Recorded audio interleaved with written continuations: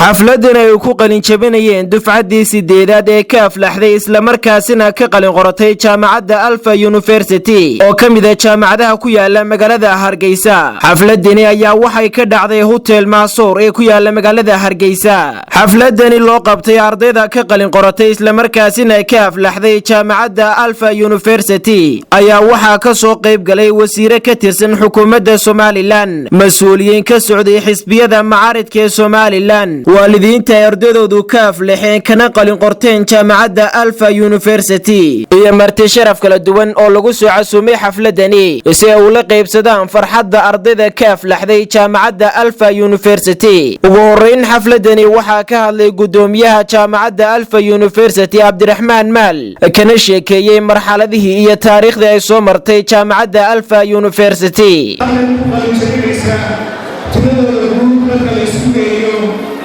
waxay ka kooban yihiin 645 arday oo ka kooban labada qaybood ee aan sheegay oo ah labada digrii oo ah digriga koowaad iyo digriga labaad ama master degree. labada master degree-ku waxa weeyaan waa qaybta saddexaad ee ka baxda jaamacadda oo waxay ka kooban yihiin qaybta masterku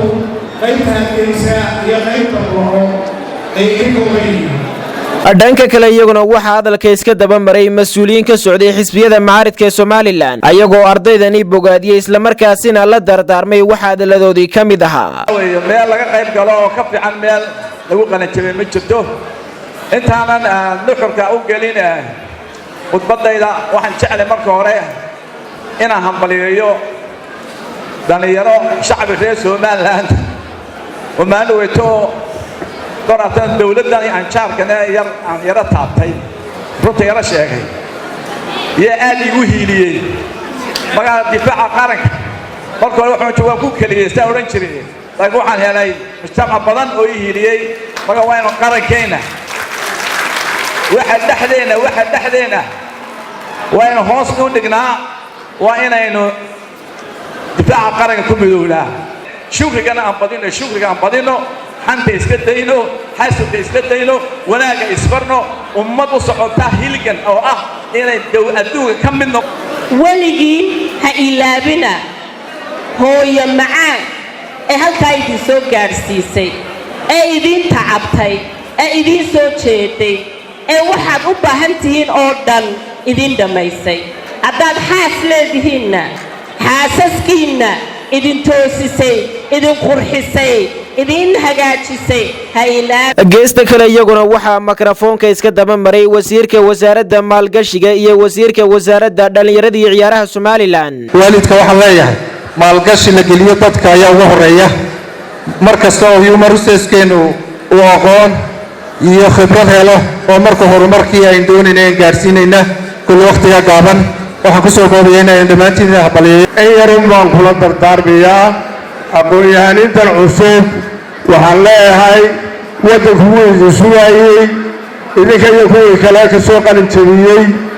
waa in laga arkaa isbeddel ay idinku samayseen. qaar ka mid ah ardayda ka qalin jabiyay isla markaasina ka aflaxay jaamacadda Alfa University ayaa dareenkooda cabiray waxa hadaladoodii kamid ahaa. magacayga Maxamed Ismaaciil Salaana ardayda maanta ka qalin jabiyay jaamacadda Alfa dareenkayga maanta aad buu kacsan yahay waxaan halkan uga mahadnaqayaa waalidkay hooyadii iyo aabahay Sucaad Cabdulqaadir oo Yusuf iyo aabahay Ismaaciil Salaana Cabdi wax kale oo mahadnaqayaa xaaskii Shaadiin Cabdi waxaan leeyahay aad iyo aad runtii maanta dareenkaygu aad iyo aad lama soo koobi karo aad baan ugu faraxsanahay inaan gaaro guulahayga guul ka mida dhammaan waxaan baraynayaa ardayda dhigayga. ugu dambeyntii waxaa halkaasi ka hadlay wasiir ku-xigeenka wasaaradda waxbarashada iyo sayniska Somaliland isla markaasina hadiyado guddoonsiiyay ardayda kaalmaha hore ka gashay jaamacadda Alfa University. waxaan leeyahay hambaliyo ardayda waxaan isnaa hor badan ma harin waxa weeyaan arday oo waxbaad baratay kadibkay maanta ay soo oranin tacliinta waa dhamaysay waad qalin jabisay iska xuur waa dadaal oo waa Naasir Cabdulqaadir Cabdiwahaab Naasir Talasame telefishinka caalamiga ee Badda 24 TV magaalada Hargeysa.